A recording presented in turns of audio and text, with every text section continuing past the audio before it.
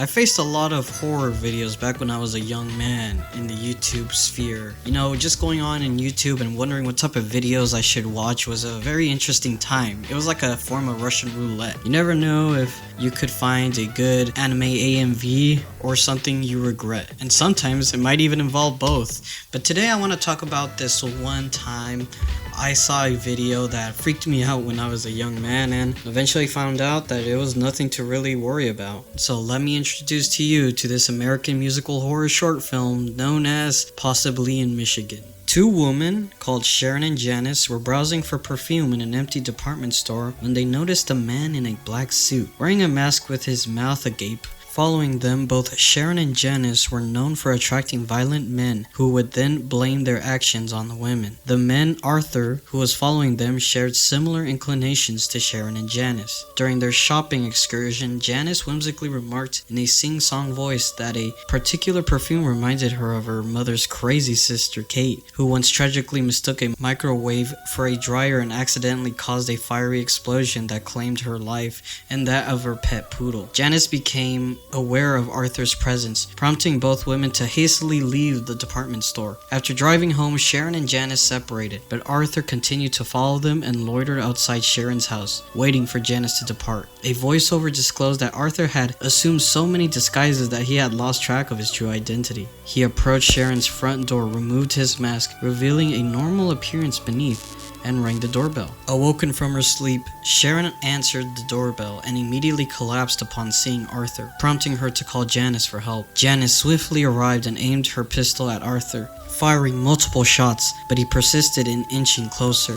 Arthur then grabbed a stone from Sharon's yard, exposing a decaying face hidden beneath it, and shattered the bedroom window to gain entry. Janice managed to escape, firing at various masked figures outside. As Sharon described Arthur's unsettling appearance to Janice over the phone, Arthur suddenly appeared behind Sharon, uttering, "The better to eat you with, my dear?" in a distorted voice referring to his teeth, before kissing her unexpectedly. Arthur then forcibly pushed Sharon onto her bed, presenting her with two chilling choices: immediate consumption or slow dismemberment, claiming it was an act of affection. Janice continued to fend off other masked figures and eventually arrived at Sharon's front door. Arthur, now armed with a knife, pinned Sharon down and began choking her, boasting about his previous victims. In a harrowing moment, Sharon reluctantly agreed to be his seventh victim, prompting Janice to aim her pistol at Arthur and fatally shooting him. Sharon, visibly disgusted, rose from her bed as she gazed upon Arthur's lifeless body. The woman proceeded to lay Arthur's body on newspapers and began the gruesome task of dismembering him, using his body parts to concoct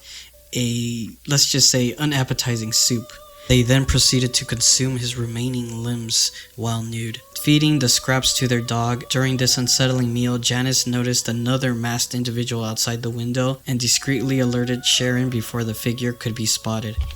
After finishing their meal, the woman wrapped Arthur's bones in newspapers and disposed of them in a trash bag. They placed the bags on the curb where they were collected by a garbage truck, effectively erasing any evidence of their gruesome act. So in summary, that was Possibly in Michigan, and well, you can understand why a 10-year-old me was suddenly shaken with fear seeing whatever monstrosity this was. So this film was made in 1983 and it was crafted by Cecilia Condon. It featured a pretty haunting musical score by Karen Skladany. And not just that, she even starred in the film with Bill Bloom and Jill Sands as her co-stars.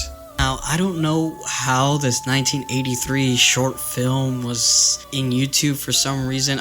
Again, there's no information regarding that, but what I do know is that it's creepy as hell, and apparently there's some sort of like different circumstances on what the film is supposed to be about. Apparently one theory, or I guess reason for this, is that it's an example of revenge fantasy for feminists. Another one is, women finally standing up against their male abusers. Another one says it's something about lesbianism. All I cared about when I was a kid was who the fuck made this video and why am I watching it. Like this and other videos as well were core memories in my head that, out of every time, sometimes I would see top 10 scary videos in YouTube or in the internet, and this would pop out and I would be like, holy shit, I remember this. And I remember when I was a kid, I would try to show it to anyone I know and they would eventually call me a weirdo because they'd be saying, what the hell am I watching? You know, I was like, well, the purpose was that, you know, we were trying to scare people. They were like, dude, this doesn't look scary to me. And here I was like, wait, what do you mean you're not scared? And they were like, yeah, it's just weird. And I kind of like the part when the girls got naked, but this is weird. And I was like, isn't this scary? I mean, look at the guy's face. He's practically scary. No,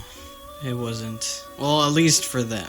For me, that shit was terrifying, and that's what I know about possibly in Michigan. And if you guys have any memories or comments about this video and possibly in Michigan, please share them in the comments below. With that being said, stay safe. Bye.